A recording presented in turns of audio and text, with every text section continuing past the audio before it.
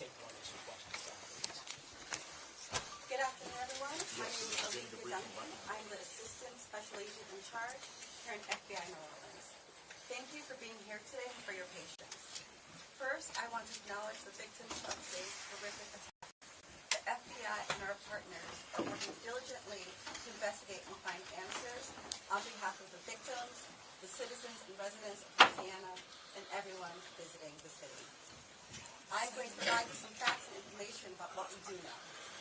I know that all of you will have questions, and we will try to provide some answers. But this is an ongoing investigation that's rapidly evolving. So there are some questions I will be unable to answer at this time.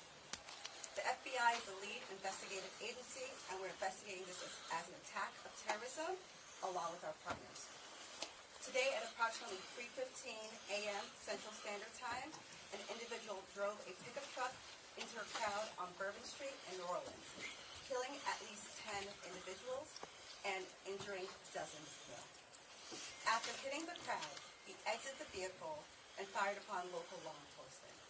Law enforcement returned fire and the subject was pronounced deceased at the scene.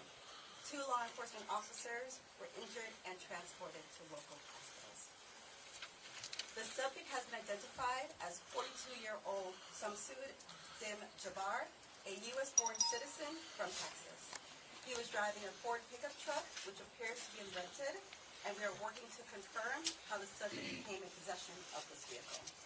An ISIS flag was located on the trailer hitch of the vehicle, and the FBI is working to determine the subject's potential associations and affiliations with terrorist organizations. Weapons and potential improvised explosive devices, IEDs, were located in the subject's vehicle. Other potential IEDs were also located in the French Quarter.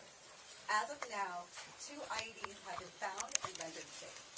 The FBI's Intelligent Bomb Technology, as our local law enforcement partners, have been working to determine if any of these devices are viable, and they will work to render those devices safe. The FBI, we are working with our partners to investigate this as an act of terrorism.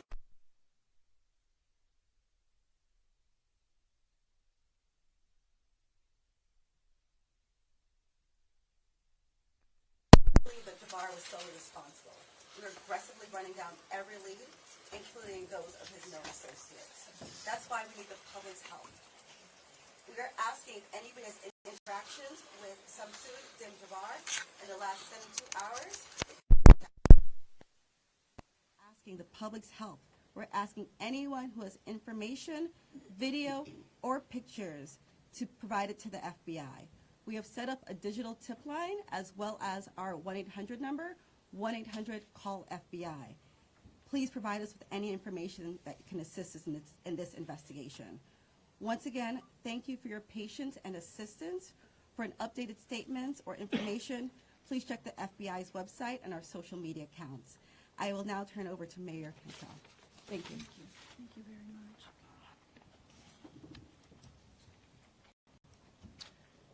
Thank you, Agent Duncan, for your leadership and the full support of the FBI.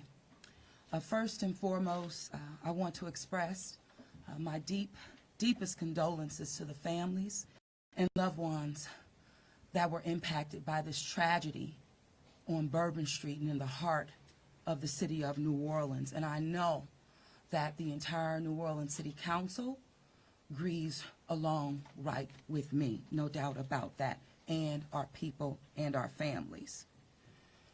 My priority will continue to be to ensure that victims that remain on Bourbon Street now will be serviced and removed as soon as possible. But as stated, the FBI is in charge of this investigation and are doing everything necessary to make this happen. I also want to acknowledge hearing from President Biden, all of our federal partners, but most importantly, calling Governor Landry this morning, responded with haste, and we do say thank you. And of course, a demonstration of a unified support is right here in this room. That's how we collectively responded to this tragedy in the city of New Orleans. The mission now is to facilitate, support, and coordinate safety procedures to keep our residents and our visitors safe. I've gone to the hospital along with Chief Kirkpatrick to visit our police officers, and considering their injuries, they're doing well. As I mentioned, this investigation is ongoing, and the FBI remains the lead in the investigation. It is an active crime scene as well. We are committed, no doubt, to uncovering all details surrounding this tragedy. And we're taking every necessary step to put even more safety procedures in place, especially given the nature of the investigation. I'm going to ask people to do not go around our secured area if there is no essential need to do so. It matters, and again, it is an active crime scene. I also want you all to know that the Greater New Orleans Foundation has set up a fund to assist victims, and that information will be provided to you. Thank you, Ganoff. Again, I want this unified team. We're leaning in. We will be relentless, and we will do everything that it takes to render real justice. This team will. I want to also just thank our citizens for your heartfelt prayers. New Orleans is a world-class city, and I can say that I've heard from world leaders all this morning and up until now, in addition to my brother and sister mayors across this country. They're calling, they're responding, and they're standing with the city of New Orleans. And what they always say and want me to reiterate, they understand the resilience of this community. And we're strong in that regard, and I will say second to none. So with that, I'm going to turn it over to our governor, and as I mentioned, who has not wavered any in leaning in, providing the necessary support, and standing right with me, and I say thank you, Governor. And I know the First Lady is standing with us as well. Thank you, Madam Mayor. Thank you. Again, I want to thank the Mayor. Since about 3:45 this morning, when she called me, we have all been working just around the clock to both secure the city and to solve this act. You know, again, I want to reiterate that our prayers go out with all of those who have been affected by this tragedy. I want to thank our law enforcement officers. I want to thank our medical personnel. I want to thank our first responders. And most importantly, I want to thank the two New Orleans police officers who not only laid their life on the line, but were able to eliminate the threat this morning. Let me say, we have made public safety a state priority from day one. And I think that if you look around me today, right now, and you look at the people who are standing around, that is their commitment as well. We intend to be transparent in assessing any defects that may have existed in the system so that we can address them. It's the only way to ensure that any mistakes that were made are corrected. Specifically, we have been trying and working very diligently to address security concerns in preparation for the Super Bowl since October. And it's interesting because, ironically, in preparation for the Super Bowl, I had intended to issue an emergency declaration tomorrow so that we could bring all of our federal, state, and local agencies to bear in preparation for the Super Bowl and Mardi Gras. But because of the events today, I have amended that emergency declaration and issued it today. So again, that declaration will allow our federal, state, and local partners to bring all of the resources necessary to get this city safe. In light of that executive order, I have also ordered the mobilization of a military police company. I've asked General Freelou to mobilize a military police company to assist both New Orleans police and LSP, and the FBI. It is important for our citizens and guests of this state to know that we are doing everything we can to secure their safety in this city.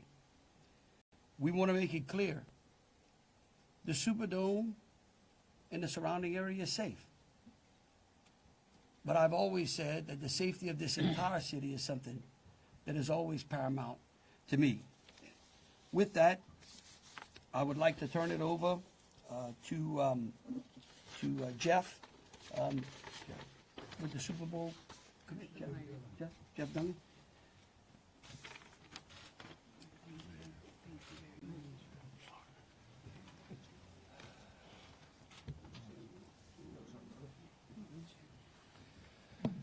Good afternoon. Obviously, we wish we weren't here for this reason today.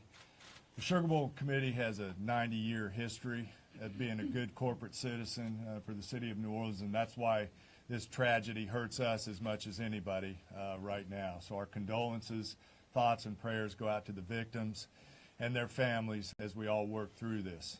Of course, anytime we have a major event in the city of New Orleans, public safety is paramount, and we have full faith and confidence in the governor and the mayor and all the assets, the federal, state, and local resources that they've applied to this event so that we can ultimately bring those responsible to justice and carry on with the major events that we have in front of us. Speaking of which, we were scheduled this evening to have a CFP quarterfinal played in the Superdome at 7:45. We have been in consultation with ESPN, with the College Football Playoff, with the Southeastern Conference, with the University of Georgia, with Notre Dame, all parties, and all agree that it's in the best interest of everybody and public safety that we postpone the game for 24 hours. Work is fast about to set up a safe and efficient and fun environment for tomorrow night. There'll be more details on that in the coming hours, but for now, that's the plan, that we're going to move forward and play the game. And again, we reiterate our thanks to everyone up here for the important work they're doing. We live in the fun and games world with what we do, but we certainly recognize the importance of this, and we're going to support it 100%. So thank you. I'd like to bring up Senator Kennedy.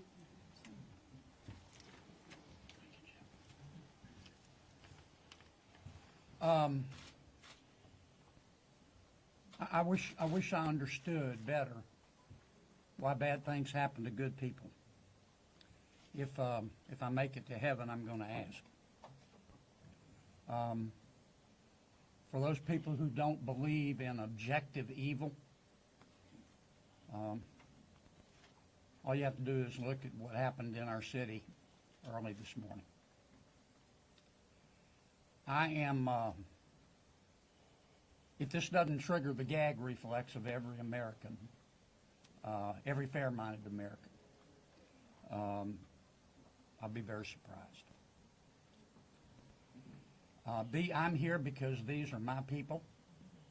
I'm here because these are my people's friends. I'm here because there are a lot of Louisianians that are scared tonight. I don't want them to be. There's a lot of information going around. Some of it is actually true. Some of it isn't. The federal government is now in charge of this investigation. By that, I mean the White House, the FBI, the Department of Homeland Security, and the Department of Justice.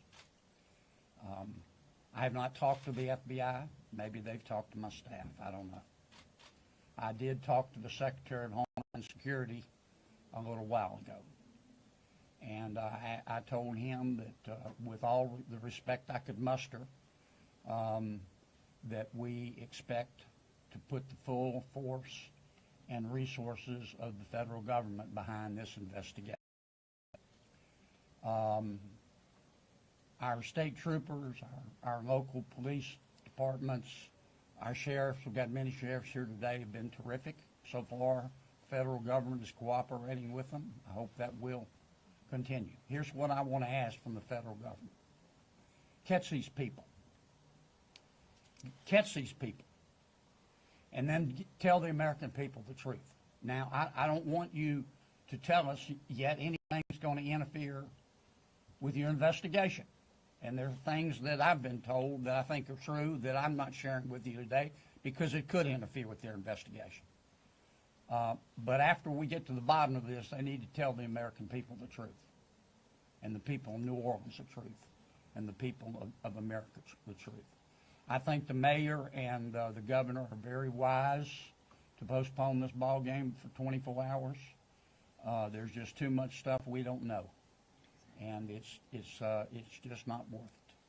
But I guess my final point is, I will promise you this: I will, when it is appropriate and this investigation is complete, you will find out what happened and who was responsible.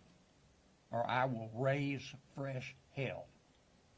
And I will chase those in the federal government who are responsible for telling us what happened, like they stole Christmas.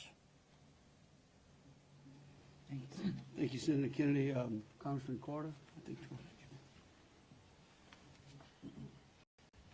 Thank you, Governor. Thank you, Mayor. Thank you, Senator Kennedy. Thank you to all of our law enforcement agents for doing a yeoman's job, for stepping up at a time when we needed you most, for employing the resources of all of our partners.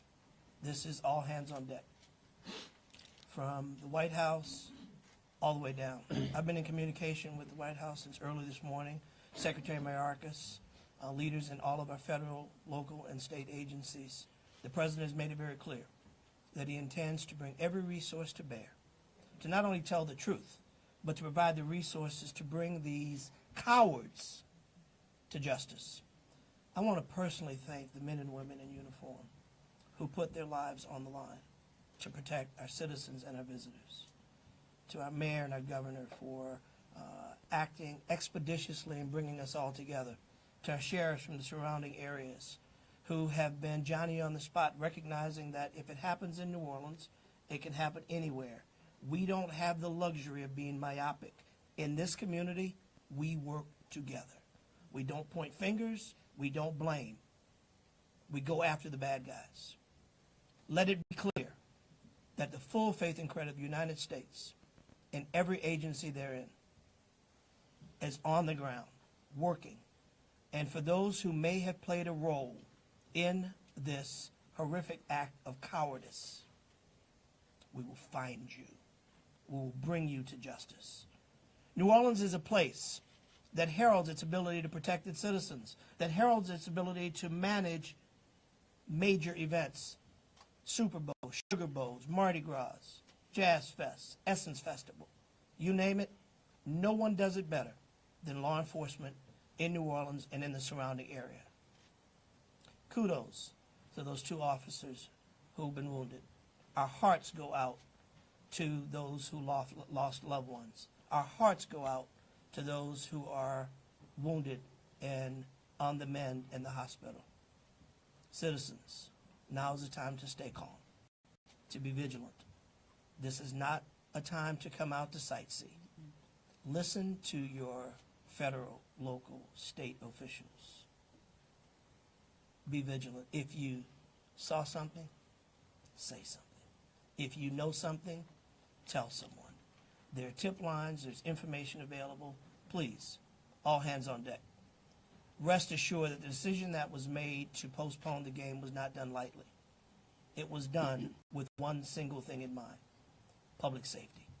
Making sure that the citizens and visitors of this great city, not only for this event, but for every event you come to in Louisiana, that you will be safe, and we will use every resource possible. As the governor has said, as the mayor has said, and every law enforcement agent here has said, our energy, our commitment will be to make sure that you are safe now and for every event in the future. God bless you, and let's stay strong. Thank you, Congressman. Attorney General.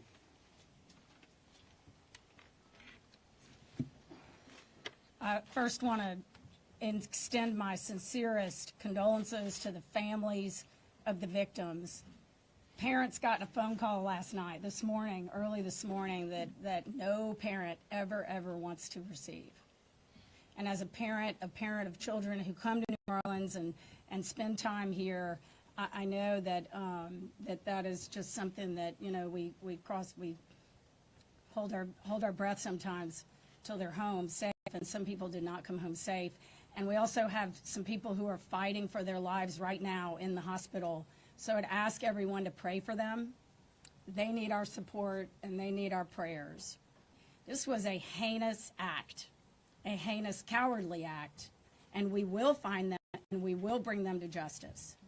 My office will be providing both investigative and prosecutorial support to the City of New Orleans, to the District Attorney, Jason Williams in New Orleans, as I have done for months. We will continue to do that. We will provide the governor with whatever support that he needs, and the Governor's Office of Homeland Security, whatever support that they need. I'll be here to help. I will be here to stand with the City of New Orleans. We will bring them to justice. Thank you. Thank you.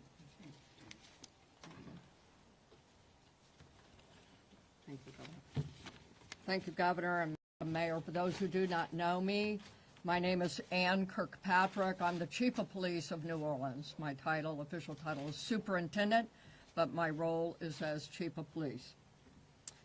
You know, you've heard some of the details today, and over the last 24 hours, we had approximately 400 officers in the French Quarter. And as we know, this is not just an act of terrorism. This is evil. And when we face evil, we have a choice. We can run in fear, or we can indeed stand in strength. In a time of crisis, people are looking for leadership. You are looking at the leadership. And I promise you, as the Chief of Police of this city has been tried by fire before. But fire purifies. Fire makes things stronger. We have a plan. We know what to do. We are going to get these people. There is a path forward. Very pleased that we will be back to having a wonderful game tomorrow night. New Orleans police have proven their ability to make the city safer. Just 2 years ago, we were the murder capital of America. Today, from that time 2 years ago, we have driven our rate more than 50% down. So we have a track record. But this is different because it's terrorism. Now, I want to thank all of our law enforcement partners. You're fabulous, and we appreciate the partnership. But last night, 3 of our officers engaged this terrorist who shot at them. 3 of the officers returned fire. Those officers did not run in fear. I liked what the mayor said this morning. New Orleans police and all law enforcement is built.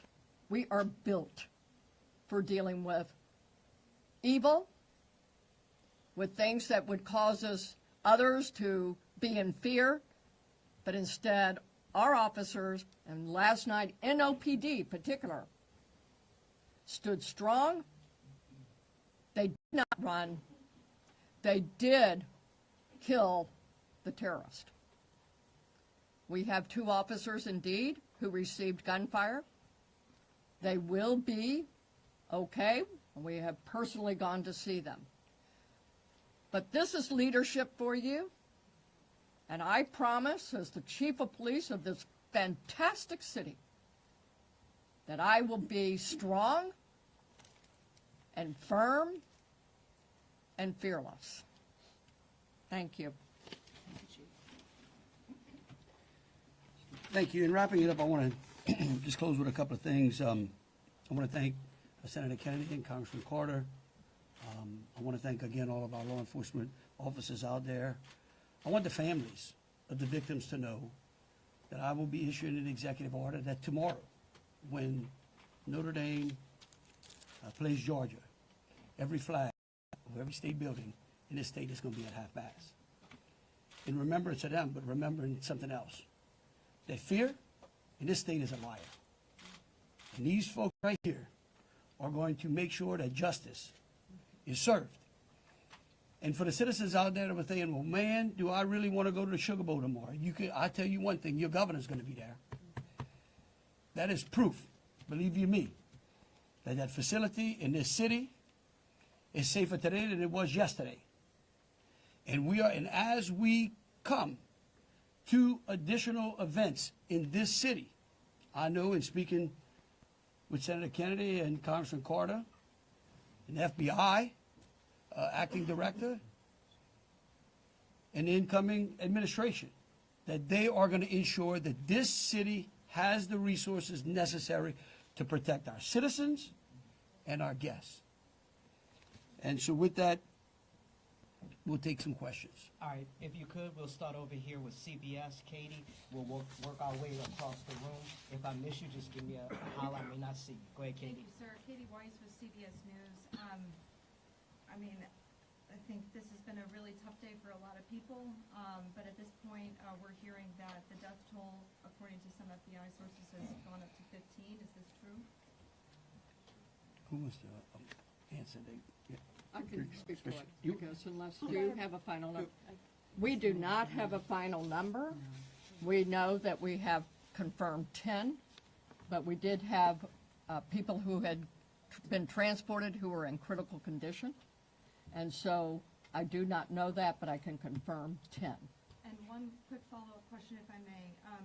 We know that there have been some local records in Texas about a misdemeanor background on this suspect. Any signs or warnings ahead of time about this person or their plans for what happened this morning? Because that is the investigation part, I will give the FBI.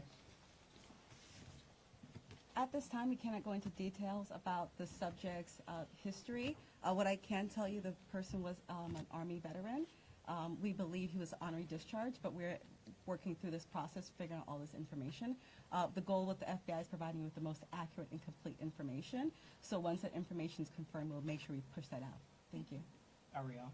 At this time, do you know exactly, as far as the victims, how many are from here in Louisiana versus out of state, and their ages maybe? At this time, I can't go into details about all the victims. We want to make sure that first that the family is notified appropriately before we put any information out there. So once the families are all notified, then we'll go ahead and release a statement to everyone. And I would ask the press, in relation to the victims and those that are in hospitals, you could just refrain from worrying about them so their loved ones can take care of them, and the medical personnel that are trying to get them out of the hospital can do so. And as information becomes available, we want to respect the privacy of those who are still either fighting for their lives or being cared for. Thank you. A follow-up, if I may. Go ahead. You guys mentioned accomplices. You don't think that the suspect acted alone. About how many more suspects are you guys looking into at this point? It's a range of suspects, and right now with the FBI, we do not want to rule anything out, so that's why we're asking if anyone has had any interaction with the deceased subject Jabbar in the last 72 hours, provide us with this information. You can provide us that information through 1-800-CALL-FBI or our digital tips line, which is available on our social media website, as well as the big FBI website. Can I say something like that? Tell me who you're with. WDSU. WDSU. Okay, and CBS. NBC's over here on the Oh, that's an unusual position. I don't get it. You wouldn't. Look, the FBI is not going to be able to answer those questions, okay? They will eventually, I promise you, okay? Once the FBI has a chance to investigate all this, along working with state police, working with Homeland Security, working with the city of New Orleans, they're going to tell you what happened. I can promise you that, or I'm going to raise fresh hell. But right now, they're in the process of trying to catch the other bad guys. And I want to give them the benefit of the doubt for a while. 26. Yeah, I had a question about the victims. I know that there was obviously gunfire exchange, so I guess how many victims were shot and then how many were injured? Look, again, let me reiterate both Special Agent Duncan and Senator Kennedy. There's a lot of, I get that y'all want to know minute details. What we don't want to do is impede this investigation or spend any time talking about things that don't get us closer to hunting these folks down and securing the city. And so at a particular point in time, we will release as much information as we can. But at this time, in relation to the investigation, I would ask y'all to refrain from those. So, ladies and gentlemen, if we're going to just have more of the same as the governor just said, we're going to provide that information, but we're going to wrap the press conference now. Hold on a second. Hold on. Let me finish. You weren't listening. If all of the questions are more of the same, what the governor just said in position, we won't be doing that to provide that information. And if you have a quick different question, then let's do that quickly and move on. Okay? My question. Hold on, Senator. It's in an orderly fashion. You say there are multiple Ma'am. Hold on, sir. Hold on. Then who was next? We had over here. Hi, Rachel Wolf from the Wall Street Journal. You said you are confident there are multiple suspects involved. What makes you confident in that? Well, like, why would we tell you that? Again, that's, I mean, look, again, we want to answer pertinent questions. But anything that would lead to impeding or endangering this investigation is not going to be said, okay? And we will, as information unfolds, this is a very fluid process. And remember something, too. We're doing two things. We're hunting some bad people down, and we're securing the city, too. We're getting ready for a Sugar Bowl tomorrow. So if y'all would, again, if you have questions regarding Sugar Bowl, the safety of the city, or something to that effect, we're happy to answer. Over here. Okay, go ahead. Go ahead, Alyssa. Give me 1 second. Usually in parts of the French Quarter, specifically in parts of Bourbon Street, there are bollards. We're hearing that some of those may have been down because of repairs. Can you speak to that? And maybe was there any backup option of putting a truck there or NOPD car there? Well, let me tell you, yeah, one, I'm going to let the mayor answer. I want you to know that's one of the first things I thought of this morning when the mayor called me, okay? And I will tell you that whatever the problem was is going to be solved. Thank you, Governor. Thank you, Governor, and thank you for the question. I do understand that it's been on your radar since this morning. As it relates to the bollards on Bourbon Street, over 10 years ago, over 10 years ago, the city of New Orleans implemented an infrastructure project placing bollards on Bourbon. Thereafter, the malfunctions of those bollards ensued from Mardi Gras beads on down. But the New Orleans Police Department, of course, deemed them inefficient because they did not operate the way that they were intended to do. Because the city of New Orleans is hosting Super Bowl this year, it gave the city of New Orleans an opportunity to go further and deeper with infrastructure improvements, as we've been talking about. So as a result of that, we were able to build in bollard replacement into our Super Bowl infrastructure package. And because of that, the city of New Orleans has moved forward with that infrastructure that is nearing completion. Bollards were not up because they are near completion, with the expectation of being completed, of course, by Super Bowl, way before Super Bowl. But that is the reason.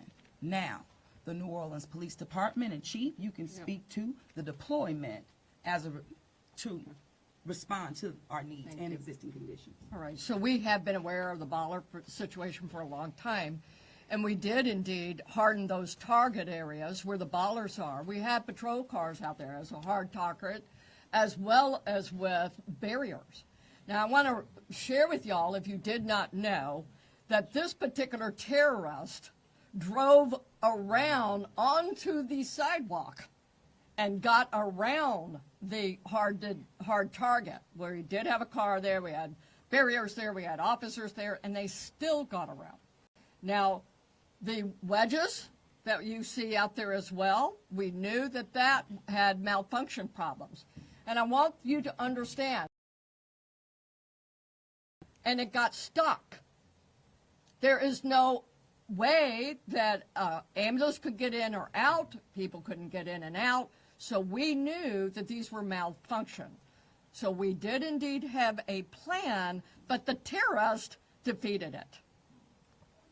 A follow-up, if I Yeah, may. let me just say this. We recognize we got a problem right here, right? We're going to fix it. It is going to be a top priority as we go into the Super Bowl in Mardi Gras. And the solution that we're going to come up with is going to be a permanent one. It's going to be placed into the standard operating procedure of having major events and securing that quarter. A follow-up, if I may. Obviously, Sugar Bowl postponed till tomorrow, but I'm sure after that game, a lot of people are going to want to celebrate. Are there plans to keep Bourbon Street closed? What does that look like? So right now, Bourbon Street is an active crime scene. And the FBI is in charge of it. When they clear it, and it does not become an active crime scene anymore, we're going to open it up. Potentially. Olivia Vidal with Fox 8. Can we ask about this military police presence that you want to call it? Is this a private security like Blackwater? Also, would that be a first that a private security firm is mobilized to supplement local and state law enforcement? No. We're not. This is our National Guard. These are our citizens that we're bringing in. It's a military police company that we recognize we need some more resources. We need some more boots on the ground because, again, what we're doing now is twofold. We've got an active investigation and we've got enhanced security. Before this event, we were just enhancing and working on security.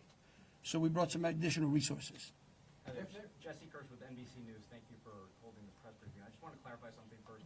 You're talking about bollards that are being repaired. Talk about a lift gate that are replaced and then a lift gate that's not been working. Was there a vehicle in place of that lift gate last night? Were there things in place of those bollards which are being repaired? Sure, the chief spoke to the plan in place, and that is yes. That was indeed. So anything that is currently in the midst of being repaired had a backup replacement? It had vehicles and officers were there where all of those ballasts have been.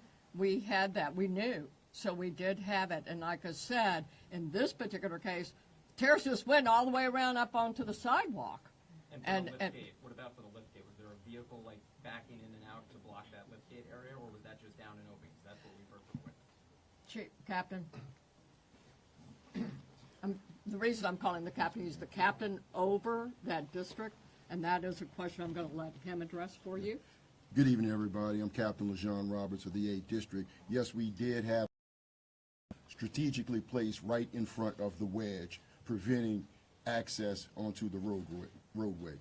And in terms of the framework of security that was already in place on Bourbon Street, I know this is an ongoing project of improvement, but with how that was all aligned, was someone getting up on a sidewalk considered impossible or nearly impossible, or was this not something you expected you would have to account for?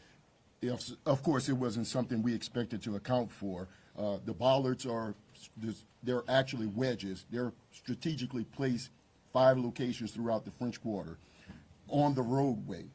This particular terrorist drove onto the sidewalk behind the police car to gain access to the 100 block of Bourbon Street. So if you're worried about someone ever driving down Bourbon Street, why weren't you worried about someone driving up the sidewalk in the same way, or at least bracing for it in the same way for all Okay. years? All right, look. We could go on what ifs forever. This is evil. And that guy could have easily gone down the sidewalk of Canal Street, where there were a ton of pedestrians on there as well. And there are bollards on That's right. some No, right. sidewalks, so that's, I'm Right. just asking Hold why- on a second. We're gonna move on. Chelsea, go ahead. Just want you to know, however, we recognize, I said earlier, that where there are defects in this system, We are going to be transparent, and we are going to address them with the city and make sure that we fill those gaps as best we can. Yeah. Chelsea Grace with Axios. I have a question just about sort of ongoing public safety today. Special Agent mentioned two possible IEDs. Were those in the same location? Should residents in the French Quarter or elsewhere be concerned about potential other situations?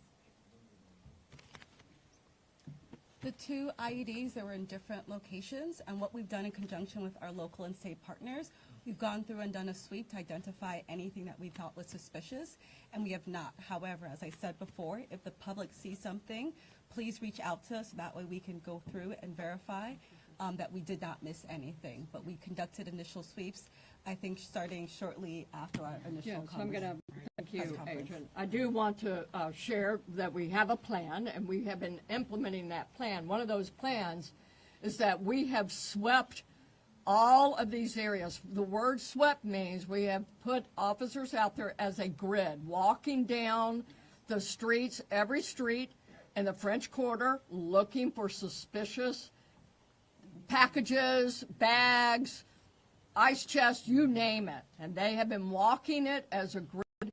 We've been doing the same thing on Poydras and all the accesses into the Superdome. Part of the safety plan is we have bomb dogs out there sweeping the Superdome and all the exterior area, and we're locking that down. That will be locked down through the game tomorrow. So that's a part of that safety plan, and we've already been implementing it. Okay, thank you all for coming out. Question back here for the governor on the MPs. How many MPs will be deployed to New Orleans? Right now, there's I think it's a General Freelo, 100? 100. 100, and, yeah. All right, thank you all so much. Thank you. What gives you the confidence tomorrow night it'll be safe, right? I'm going to be there. Yes, but you're also saying you're making improvements, sir. Yeah, we're going to be there. You're a bodyguard.